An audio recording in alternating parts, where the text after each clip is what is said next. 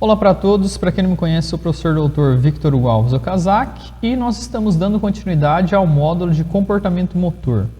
Para hoje nós vamos trabalhar com a aula de capacidades e habilidades. A ideia é que vocês, após essa aula, tenham conhecimento sobre a diferença dos termos de capacidade e habilidade.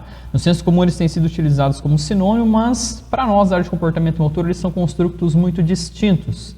E vocês também vão procurar entender as diferenças entre duas teorias iniciais ou duas hipóteses iniciais que começaram a estudar as capacidades. E posteriormente eu vou citar alguns exemplos de capacidades perceptivo-motoras, de proficiência física, e nós vamos entender também a importância do estudo de capacidades e habilidades para a nossa área de educação física e esporte. Então vamos lá. Primeiro conceito que a gente vai tentar entender é o de capacidade. O que é capacidade? Por exemplo, no senso comum a gente escuta as pessoas falando: olha, você é capaz de fazer alguma coisa? Será que esse termo você é capaz de fazer alguma coisa é correto? Para nós, em comportamento motor, na verdade, aqui seria a palavra habilidade, não capacidade. Então vamos entender o que é esse capacidade. Tá? Capacidade, por definição, segundo aqui uma definição do Schmidt, ele coloca como sendo um traço estável, duradouro, principalmente definido geneticamente, que embasa a performance habilidosa. Então vamos por parte. O que é um traço estável e duradouro? Um traço estável é aquele que não é passível de mudança. Ou seja, quando eu falo de capacidade, eu penso em algo que tende a ser permanente, ele não vai ficar se alterando.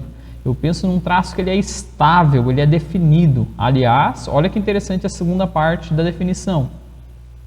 Principalmente definido geneticamente. Como assim principalmente definido geneticamente? Por que não, né? Por inteiro definido geneticamente. O que esse principalmente está fazendo aí? E por fim, que embasa a performance habilidosa. Então vamos lá. Ele é um traço estável, ele é duradouro. Isso significa dizer que você nasceu com essa característica e essa característica ela vai ser imutável. Espera aí, mas capacidade imutável? Bom, se eu pensar em alguns exemplos de capacidade, eu lembro lá de força. Força é uma capacidade, correto? Sim, força é uma capacidade. Bom, se eu me exercitar, eu posso ficar mais forte ou mais fraco. Então, como é que a força pode ser uma capacidade? E essa definição de capacidade me coloca que ele é um traço estável, duradouro. Você está colocando que ele é um traço que não se modifica, ele é permanente? Sim, eu estou. A lógica aqui é esse limite mínimo e máximo de capacidade. Eu penso que eu nasço com uma certa capacidade máxima que eu vou desenvolver de força ao longo da minha vida e eu tenho também esse mínimo. Então, esses limites que eu tenho de capacidade é que vão definir essa característica desse traço estável e duradouro. Então, vamos pensar que algumas pessoas, por exemplo, vão ter características físicas que vão lhe proporcionar um maior desenvolvimento de força. Então, são pessoas, né? Vamos dizer assim, que elas têm um limite grande dessa capacidade. Outras pessoas vão ter um limitezinho menor. Então, esse tamanho é o que vai delimitar essa capacidade que eu tenho. Tá? É disso que eu estou falando, desse limite mínimo e desse limite máximo. A questão de você ser treinável, de você melhorar a sua força, diminuir a sua força, ou qualquer que seja outra capacidade, isso é relacionado àquilo que a gente chama da funcionalidade dentro da capacidade. Então, entendemos a primeira parte, é um traço estável, duradouro, é algo que não se modifica. Você nasce com o seu mínimo e o seu máximo, teoricamente, pré-definido. Mas, aí vem uma outra característica interessante, principalmente definido geneticamente. Por que nós temos esse principalmente? A ideia é que, se papai e mamãe foram bonzinhos para vocês, né, e doaram os seus melhores genes, bom, então você tem esse máximo dessas habilidades, dessas capacidades mais bem desenvolvidas, correto? Agora, se porventura você não teve essa felicidade de herdar os melhores genes dos seus pais, então possivelmente algumas dessas capacidades elas vão ser menos evidenciadas. Só que tem um principalmente definido geneticamente, então nem tudo de capacidade é definido geneticamente. O que seria esse principalmente? Infelizmente a gente vê hoje no mundo do esporte muitos atletas utilizando vários tipos de recursos ergogênicos ou artificiais para tentar extrapolar esse nosso máximo fisiológico ou máximo natural. Então existem vários tipos de doping. Doping, por exemplo, ergogênicos, que você faz uso de algumas substâncias e você, por exemplo, pode aumentar a sua capacidade cardiorrespiratória. Eu posso suportar eventos de resistência aeróbia, por exemplo, por mais tempo. Existem dopings até que são quase que naturais, por exemplo. Alguns atletas, eles treinam em ambientes de altitude, como o ar é um pouquinho mais rarefeito, há mais dificuldade para que a gente consiga puxar aquele ar para estar respirando e completando todo aquele ciclo para que eu consiga gerar energia e ter a manutenção do meu desempenho.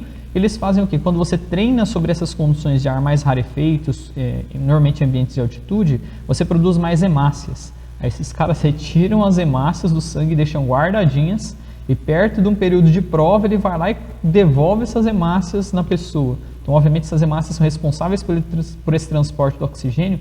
A pessoa ela fadiga muito menos do que numa condição com menor número de massas. Ou seja, uma forma também de você burlar uma regra do esporte, você tentar fazer uso de alguns tipos de recursos. Aqui, teoricamente, seria um recurso natural, porque são suas próprias hemácias, mas a gente sabe que isso é ilegal hoje no esporte. Então, essa lógica do principalmente definido geneticamente é que você tem o seu mínimo e seu máximo estabelecido. Todavia, artificialmente, existem meios de você extrapolar um pouquinho isso, tá? Não estou recomendando, não estou falando no sentido de recomendar, na verdade estou apenas citando e explicando essa definição. Nós, enquanto profissionais da área de educação física, nós defendemos a questão do fair play no esporte, nós defendemos o aspecto de que a vida ela é muito mais importante do que esses meros resultados que a gente pode encontrar, seja no esporte, seja no trabalho ou para outros fins. Então fica aqui já a dica e o cuidado para que vocês possam também estar repassando aos seus alunos. E esse traço estável, que ele não se modifica, que ele é principalmente definido geneticamente, ele também embasa a performance habilidosa. O que isso significa? A ideia de capacidade, que capacidade é aquele elemento menor, ele é a essência, aquela pecinha menor, como se fosse a célula de um tecido. Então essas diversas células vão compor lá um tecido, a mesma lógica aqui. As diversas capacidades, elas vão compor posteriormente, ou vão ser subsídios, vão ser base para as habilidades, que é o que entra na definição abaixo do professor Gottani. Então, Gottani ele nos lembra a questão relacionada às capacidades da seguinte maneira, ele aponta que, olha, capacidades são características funcionais essenciais, opa, saiu um Nzinho errado ali no slide, perdão, essenciais de uma habilidade motora. Tá? Então, eu preciso ter várias dessas características essenciais, elas auxiliam, elas são a base para o desempenho das habilidades motoras. Mas o que são essas habilidades? O que nós vamos ter relacionado às habilidades motoras? Bom, habilidade, quando eu vou fazer essa distinção entre capacidade e habilidade ele é um termo que a gente vai diferenciar, a gente vai conceituar de duas maneiras. Primeiro, eu posso entender habilidade como sendo um ato ou tarefa. Aqui eu quero fazer uma observação, eu não gosto muito desse termo de ato, tá? Infelizmente, o nosso querido colega que fez a tradução do livro do Schmidt e do Reisberg, ele usa essa palavra, mas em comportamento motor é uma palavra que a gente não utiliza. O termo aqui mais adequado seria tarefa mesmo. Qual que é a lógica de tarefa? O que seria uma tarefa? É uma classe de ação.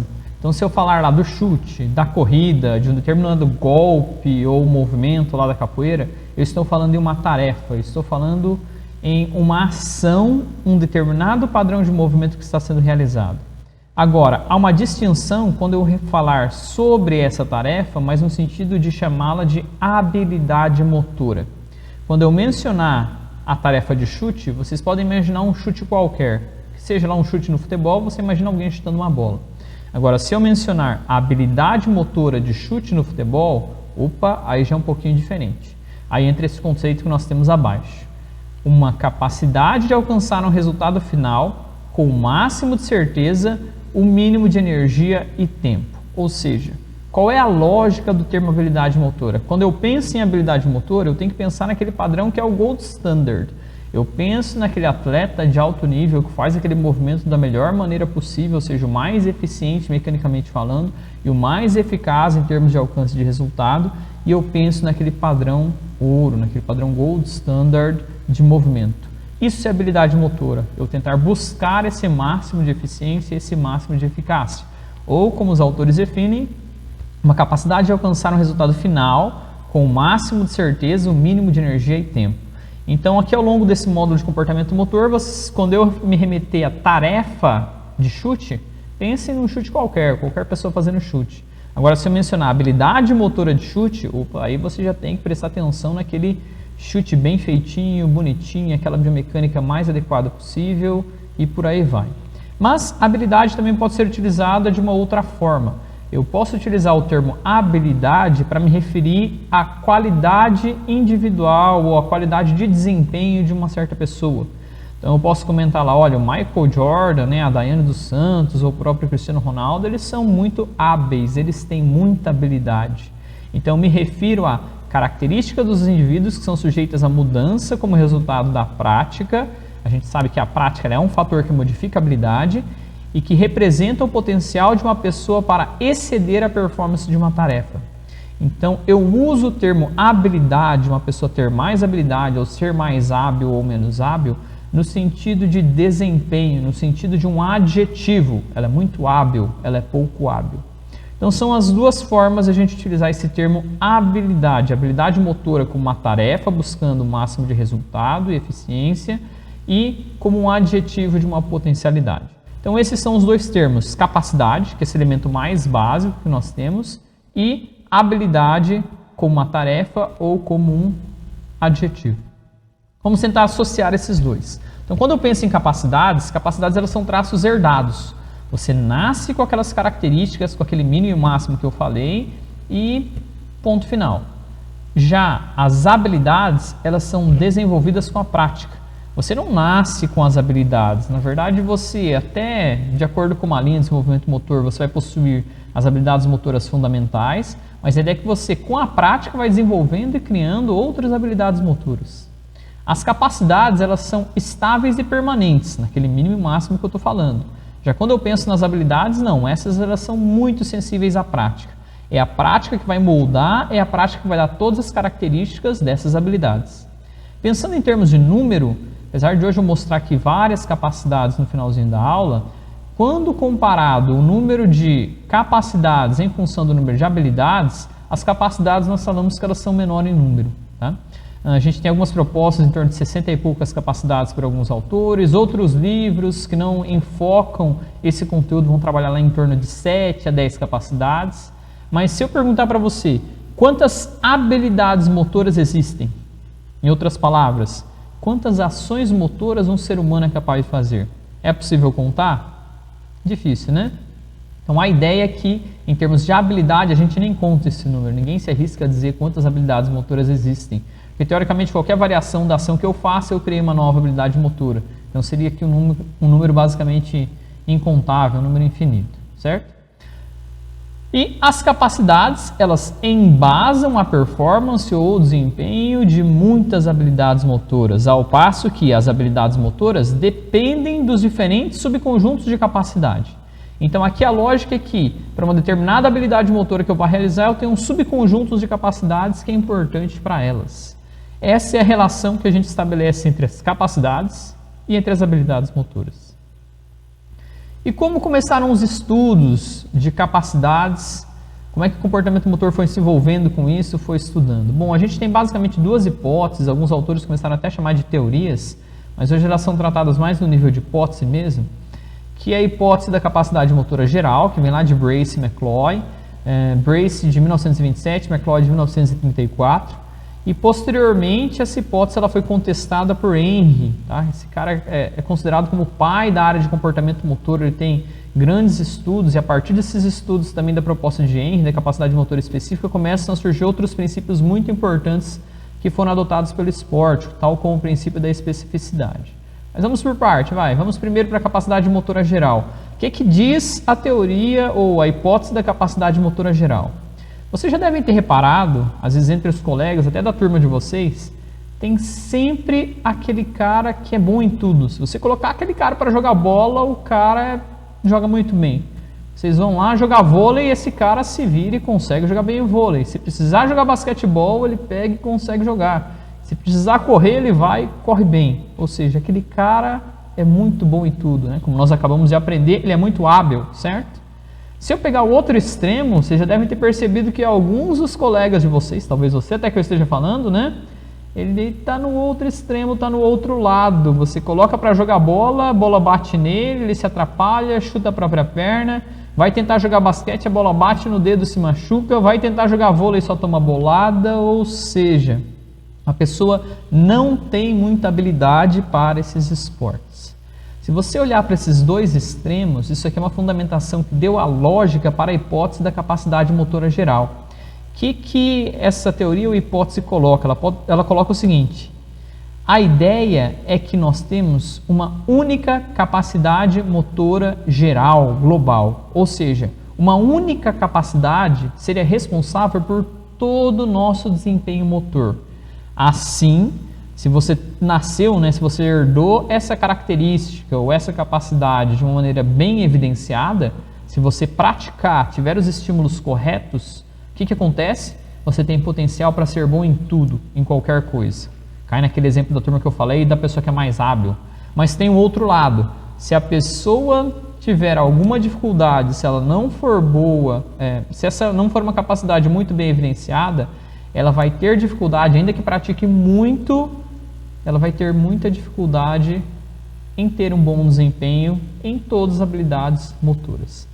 Essa é a lógica, aquilo que estabelece essa teoria da capacidade motora geral. Aí eu pergunto para vocês, faz sentido ela? Bom, nesses exemplos que eu falei, casa bastante, certo? Aliás, para mim, até gosto de contar para meus alunos, tem um cara que eu sou fã de carteirinha, ele já apareceu no slide anterior, que é o Michael Jordan. Se você pensar na figura do Michael Jordan, ele casa bem com esse exemplo dessa teoria, porque ele é aquilo que a gente chama de um atleta universal. O Jordan, alguns de vocês devem saber, ele é considerado até hoje o melhor jogador de basquetebol de todos os tempos, tem várias marcas e recordes. Então esse cara, para você ter uma noção, ele ganhou 3 títulos da NBA, aí ele simplesmente surtou, não aguentou mais, aposentou. No que ele aposentou, ele foi jogar beisebol num time profissional, ele foi jogar golfe também profissional. Obviamente não teve o mesmo nível de desempenho que no basquetebol, mas afinal boa parte da vida dele ficou dedicada ao basquetebol e não essas outras modalidades. A gente até poderia justificar por uma questão de experiência prática, mas ainda assim chegou a jogar num profissional. E posteriormente ele cansou daquela vida, voltou para o basquetebol, ganhou mais 3 títulos, aí parou de novo. Esse é um cara que é fantástico. Esse feito dele já é algo assim absurdo. Não bastando, depois da segunda aposentadoria dele, aconteceu que ele virou o diretor de um dos times novos da NBA, que era o Washington Wizards. Só que o Washington Wizards, por ser um time novo, estava ainda começando, ele nunca chegou aos playoffs, às fases eliminatórias. Aí o que aconteceu? Jordan pensou, olha, o time do jeito que está, com esses jogadores, a gente não vai conseguir muita coisa, acho que eu vou ter que botar a mão na massa de novo. O cara cancelou a terceira aposentadoria dele, a segunda aposentadoria dele, entrou em quadra e fez o quê? Conseguiu levar o Washington Wizards para o playoff. Nisso o cara já era quase que quarentão, já estava assim, o físico dele obviamente já não era mais o mesmo, mas o cara conseguir fazer uma coisa dessa é algo assim espetacular. Posteriormente, o Washington Wizards não avançou muito nos playoffs, o Jordan sozinho, já também quase quarentão, não conseguiria lidar com toda a dinâmica que o basquete profissional da NBA demanda, mas foi um feito muito bacana. Tá? Então o Jordan é um cara que, se pensar, ele encaixa bem nessa lógica de um atleta universal, de alguém que tem essa capacidade motora geral bem evidenciada. Qualquer coisa, a gente poderia imaginar que ele fosse fazer, ele seria bom e teria seria de alto nível desde que tivesse a prática. Mas, será que isso é verdade? Será que você que eu brinquei, que está no outro extremo, que você não consegue fazer muito bem os esportes, nunca vai conseguir fazer bem nada? Bom, na verdade, não funciona bem assim. Tá? Se você parar para pensar e procurar bem, deve ter alguma coisinha lá no fundo que você faz bem. Às vezes você não joga bem basquetebol, nem futebol, mas de repente você cozinha bem, você costura bem, você dirige bem, alguma coisa você sabe fazer bem, não sabe? Então esse já é um indício que quebra, ele refuta essa teoria da capacidade motora geral. E a ideia é a gente pensar nela um pouquinho diferente então. Nisso entra a proposta do Franklin Henry, que ele aponta o seguinte: não dá para a gente pensar em uma única capacidade motora, porque a gente percebe que as pessoas eles estão com diferentes desempenhos em diferentes tipos de tarefa. Então me parece que é muito mais específico a tarefa. Então, se eu pensar que às vezes eu posso ser bom em uma habilidade motora, mas ser ruim em outra, ser bom em outra, ser mediano em outra, eu não consigo justificar isso só pelo estímulo de prática, considerando a teoria da capacidade motora geral. Então, o que esse cara propõe? Ele fala o seguinte, olha, melhor do que eu pensar que todo o desempenho motor é baseado apenas em uma única capacidade que ela é geral, global ou única, faz muito mais sentido eu pensar em vários subconjuntos de capacidades e que, para algumas habilidades motoras, aqueles subconjuntos vão ser mais evidenciados. Entretanto, para outras habilidades motoras, pode ser que aquele próprio conjunto de capacidades não seja tão interessante, mas outro conjunto seja interessante. Então eu brinquei e citei até o Michael Jordan, né? Realmente, se eu colocasse o Michael Jordan para qualquer tipo de atividade, desse experiência motora para ele, para qualquer tipo de atividade que demanda velocidade, potência, agilidade, e principalmente que estatura fosse um fator que auxiliasse, né? Ele tem quase 2 metros, é 1,98, se não me engano, a estatura do Michael Jordan. Bom, aí esse cara teria êxito. Tá? Então ele poderia jogar bem até futebol de campo, ele seria um bom atleta de futebol americano, poderia jogar muito bem vôlei. Então todas essas modalidades que têm essas características, eu sei que ele iria bem.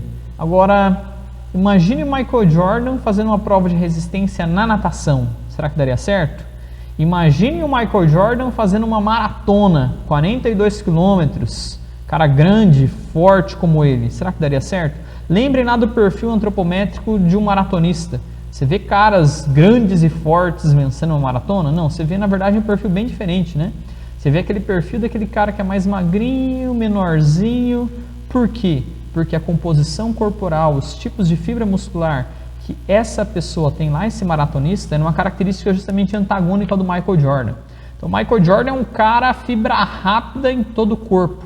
A fibra rápida, ou fibra branca, ou glicolítica, ela é um tipo de contração que ela é muito rápida para atividades de potência, velocidade, desenvolvimento de força. Já o do maratonista é uma outra característica. Ela precisa ter uma eficiência energética maior. Mas o diâmetrozinho dela é menor, você não vê aquele cara grandão, porque na verdade ela não causa uma grande hipertrofia muscular. Então são características específicas às modalidades. Nisso, o Franklin Henry ele coloca, olha, então o próprio Michael Jordan, né, nesse exemplo que eu falei, ele talvez seria muito bom para todas essas modalidades de potência, velocidade e agilidade, mas para provas de resistência não.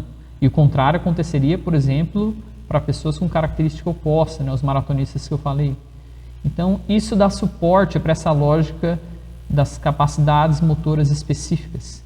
Então, a ideia é que eu não tenho uma única capacidade, mas eu tenho vários conjuntos de capacidades e, basicamente, para cada habilidade motora que eu tiver, eu vou ter uma capacidade que vai ser mais interessante, mais importante, mais evidenciada. Após os estudos de Franklin Henry, aparece um outro cara que traz grandes contribuições também para o entendimento das capacidades, que é o Fleischmann.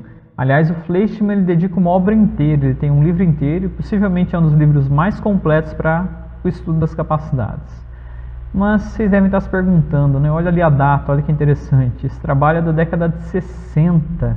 Será que não tem mais nada atualizado em relação a obras de capacidade? Infelizmente, Fleischmann ele é o livro ainda mais completo para esse estudo.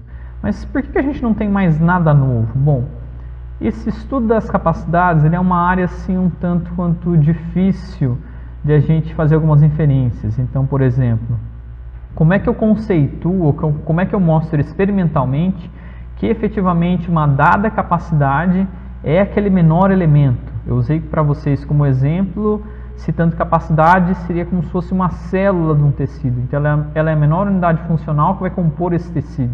Mas quando eu olho para as várias propostas que nós temos do que é capacidade, vocês vão perceber que possivelmente algumas delas não necessariamente essa menor unidade, mas parece uma combinação entre alguns elementos. Então, aqui a gente não tem muito consenso entre os próprios autores que trabalham com capacidade para realizar essas subdivisões e propostas. Ainda assim, eu vou mostrar até algumas limitações que a própria proposta do Fleischmann traz. Nós temos um aspecto que foi muito interessante, muito rico, que contribuiu para o entendimento dessa área, que é que nós tomamos como base hoje para a área de comportamento motor, que é o quê?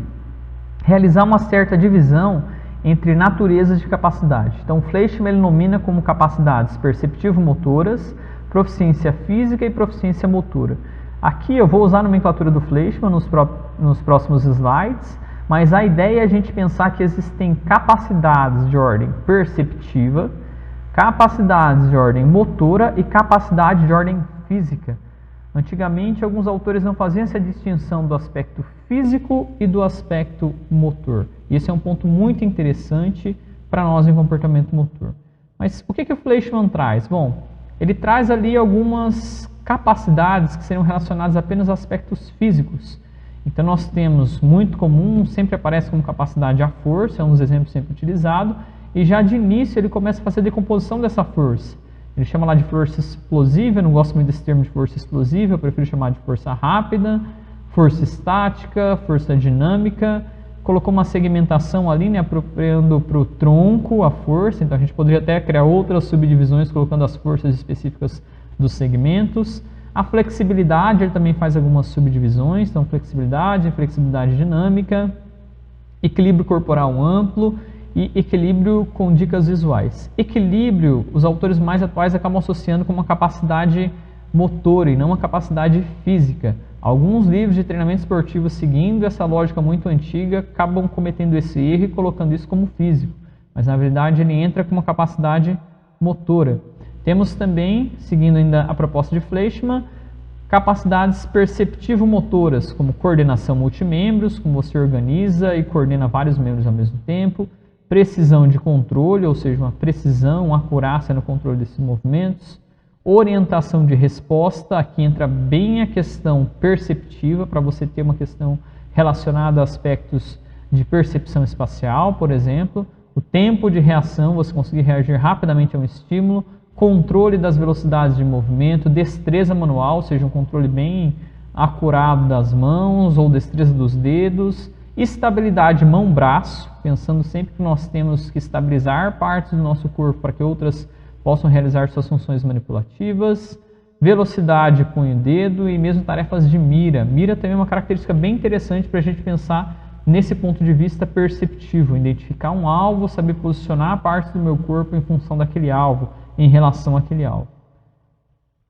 E por fim, ele traz algumas que ele colocou de característica mais motora, então velocidade, movimento de segmento, coordenação corporal ampla e o stamina. O stamina eu colocaria lá no físico, o stamina seria um aspecto mais relacionado à resistência a alguma coisa. Aqui ele colocou como proficiência motora.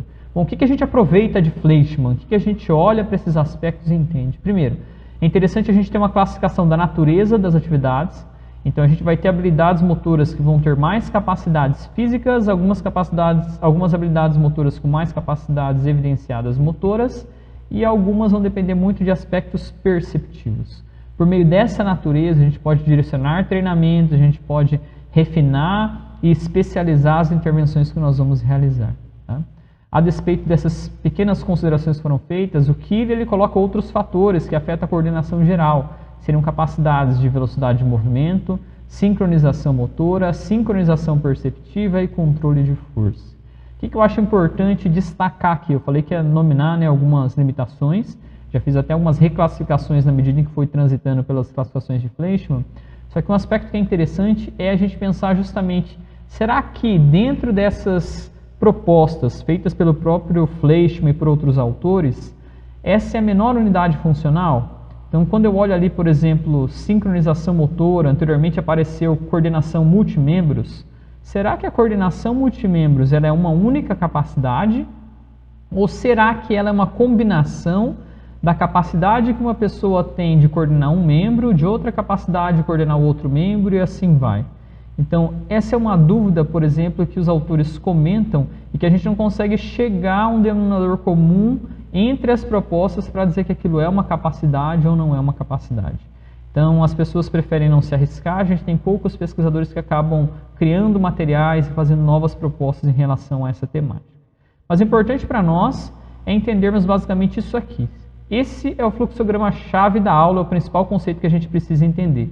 Então, primeiro aspecto, a habilidade motora, a tarefa que eu quero realizar da melhor maneira possível, que está aqui exemplificado no quadradinho verde do lado esquerdo, ela demanda de várias capacidades. Então, algumas capacidades vão ser essenciais para o desempenho dessa habilidade. Então, vamos pensar, por exemplo, num salto vertical. Para eu desempenhar um salto vertical, eu vou precisar de algumas capacidades. Então, Então eu preciso ter força, eu preciso ter velocidade, eu vou precisar ter coordenações multimembro, eu vou precisar ter movimentos estabilizatórios, eu vou precisar também de equilíbrio. Então posso nominar, por exemplo, essas como umas capacidades importantes para o salto vertical.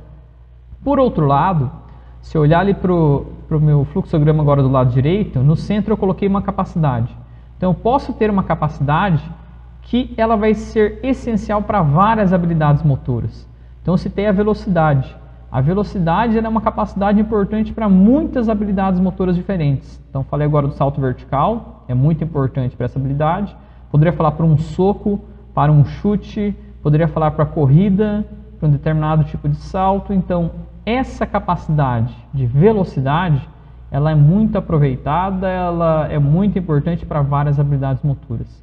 Aqui a gente consegue deixar bem claro essa relação entre habilidades motoras e capacidades motoras. Então entendam que uma única capacidade motora pode ser importante para várias habilidades e uma habilidade motora depende de várias capacidades motoras. E aqui é um exercício que ele é muito legal. Quando você consegue olhar para uma habilidade motora e fazer o diagnóstico de quais capacidades perceptivas, físicas e motoras fazem parte dessa habilidade, você tem uma ferramenta muito grande, muito bacana para ter um diagnóstico das características dessa habilidade motora e para te subsidiar também para as intervenções. Vou além, vai mais até que isso, tá? Então, aqui seriam alguns exemplos, né? Você pega lá uma modalidade como basquetebol. Eu posso analisar o basquetebol de uma maneira geral, pensando num conjunto de fundamentos técnicos ou de ações motoras que compõem essa modalidade. Ou eu posso pensar especificamente em uma única habilidade motora lá do basquetebol. O drible, por exemplo, como esse gifzinho ali está exemplificando. Poderia fazer o mesmo lá para o hóquei, o mesmo para o karatê, qualquer atividade. A partir da habilidade motora que eu estou analisando, se você conseguir olhar para as diversas capacidades, coloquei algumas aleatórias, então tempo de reação, orientação espacial, velocidade, destreza de dedos, destreza manual, coordenação multimembros, proficiência física. Se você conseguir olhar para essas habilidades motoras, diagnosticar quais são as capacidades mais importantes, você vai ter elementos muito interessantes para poder fazer a sua intervenção. Por que você fala isso, professor Victor? Então pensa comigo, tá? Existem situações nas quais você treina, realiza a prática, a sua intervenção lá com o seu aluno, com o seu atleta ou com o seu paciente, mas ele vai chegar naquilo que a gente chama de platô de desempenho. O que é o platô de desempenho? Ele melhora e estabiliza, ele não melhora mais do que aquele tanto. E às vezes você proporciona a prática, por exemplo, uma prática motora, e de repente ele não melhora mais. Quando você faz esse tipo de análise, às vezes você faz um diagnóstico e percebe que, olha, se esse cara não melhorar, por exemplo, a força, ele não vai conseguir melhorar o seu desempenho como um todo. Às vezes não é questão da força, às vezes é uma questão de flexibilidade. Se você não fizer exercícios isolados de flexibilidade, alguns grupos musculares, ele não vai melhorar. Ou às vezes o contrário acontece. Tem gente que faz uma intervenção física, musculação, deixa esse cara forte, faz muito alongamento, deixa flexível, mas você olha para aspectos motores, por exemplo, coordenação, esse cara não é um cara coordenado. Então posso pensar lá num atleta do atletismo. Ele faz os tiros de 100 metros, 50 metros, ele é muito rápido, muito potente, muito forte, mas você vai olhar a técnica de corrida dele e ele perde muito na sua postura. Então todos esses elementos, quando tratados juntos de uma maneira mais adequada, se você souber olhar para cada parte com habilidade motora e souber dar o direcionamento da sua intervenção, você ganha muito em termos de qualidade. Então essa é uma das aplicações bem simples, direta, vocês viram que tem várias capacidades, às vezes assusta um pouquinho, mas não é algo tão complexo, é algo até relativamente fácil de ser feito. Conhecendo isso tudo, você vai até para um outro campo que ele é muito legal. Aqui eu fiz uma análise que ele é assim, né? Eu penso na habilidade motora, eu olho as capacidades que compõem essa habilidade motora para eu realizar minha intervenção. Mas eu posso fazer o processo inverso, que é onde entra numa área que depois eu vou falar mais para vocês. Quando entrar lá no módulo de desenvolvimento motor, eu vou comentar para vocês sobre seleção de talentos. Não sei se vocês já ouviram falar disso, tá? Não é nada de The Voice Brasil, esses negócios assim, tá? Lembra um pouquinho aquelas questões que a gente vê, né, de peneirada, por exemplo, para encontrar um atleta, mas aqui a gente está falando, na verdade, de um aspecto mais relacionado à predição de desempenho. Então, Então, algo que as equipes profissionais dentro do esporte querem é tentar identificar as características que determinadas pessoas têm para saber se elas têm um potencial de desempenho de alto rendimento futuro. Ou seja, será que você, se você tivesse um estímulo adequado para uma determinada modalidade, você poderia ter sido um atleta de alto rendimento? Esse é um aspecto que dentro da área de seleção de talentos é estudado. Então, qual é a lógica a partir daqui? A lógica é fazer o processo inverso que eu falei. Em vez de pensar na habilidade motora, olhar as capacidades que essa habilidade motora tem, eu vou fazer o contrário. Eu olho para você, eu vejo quais são as capacidades motoras mais evidenciadas em você, e eu posso selecionar você para se premiar, por exemplo, numa modalidade que é maior de êxito, ou o contrário, porque o dono de um centro esportivo de treinamento de futebol e eu quero atletas para essa modalidade de futebol. Se eu conheço as capacidades que são mais importantes para as funções dos jogadores que eu preciso, e eu faço testes com você e identifico quais são as suas capacidades mais evidenciadas, se eu conseguir casar aquelas que são mais importantes com as que eu procuro nos meus atletas, a gente consegue fazer uma boa predição para essa seleção de talentos. Então essa é até uma das ideias que é feita em termos de aplicação do uso das capacidades motoras relacionados à área de seleção de talentos. Na parte de seleção de talentos tem muito mais coisa, tá? Só para findar essa parte, ficar aqui a título de curiosidade, na década de 90 apareceu um grupo de pesquisadores, se não me engano russos, eles tentavam fazer o diagnóstico, uma predição de tipo de fibra muscular por meio da impressão digital. Então vocês devem reparar que nos dedinhos de vocês tem vários tipos de desenho que são bem característicos, aliás, ninguém tem um desenho igual ao outro, mas nós temos alguns padrões que se repetem em todas as pessoas. E esse grupo de pesquisadores começou a olhar para essas características e fazer estudos correlacionais, quantificando quanto alguns desses desenhos, desses padrões apareciam em função do tipo de fibra muscular que as pessoas tinham. Curiosamente, esses caras começaram a achar algumas correlações moderadas, mas hoje, se você procurar, você não vê mais trabalho dessa natureza, porque se sabe que, na verdade, era muito mais uma amostra enviesada, aleatoriamente isso acontecia, e não efetivamente dessa relação que eles procuravam buscar. Mas por que eu trouxe esse exemplo? Porque essa é uma área que tem muita possibilidade de estudo, a gente consegue trabalhar com a lógica de seleção de talentos por meio de um conjunto muito grande de variáveis. Hoje entram também componentes genéticos, entram componentes também relacionados à maturação, mas o básico, o mais importante, continua sendo o que sempre foi, que é o desempenho motor.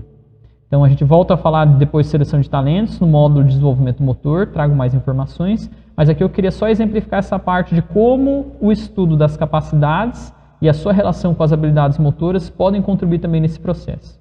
Lembrei de mais uma outra coisa. Essa lógica que eu falei de você identificar na pessoa quais são as suas capacidades mais evidenciadas para utilizar isso, para direcionar ela para os esportes, isso é feito na escola de educação física russa e algumas escolas americanas também. Então a lógica, por exemplo, da educação física nesses países segue uma cultura esportiva. A ideia é que você pratique algumas habilidades mais básicas, mais fundamentais no início da infância. A partir delas se identifica quais são as suas características e a partir das suas características não só antropométricas, mas também das suas capacidades, é possível te direcionar para aquilo que teoricamente você teria o melhor desempenho. Tá? Então essa é uma outra aplicação que é possível de ser feita para essa área de habilidades motoras e de capacidades. Então para essa pequena aula, nós passamos pelos conceitos de capacidade, distinguimos capacidade de habilidade, expliquei que era a hipótese da capacidade motora geral, capacidade motora específica, passamos pelas capacidades ali propostas por Fleischmann e eu fiz uma pequena relação entre as capacidades de desempenho, expliquei a lógica de como pode ser trabalhado a seleção de talentos e mesmo como a gente utiliza as capacidades e as habilidades motoras para a nossa intervenção, tá? Realizando esse diagnóstico. Então, essa foi a nossa aula de hoje. Qualquer dúvida eu estou à disposição, você pode estar me escrevendo, entrando em contato. Eu espero que você tenha aproveitado bastante. É isso, gente. Que Deus te abençoe.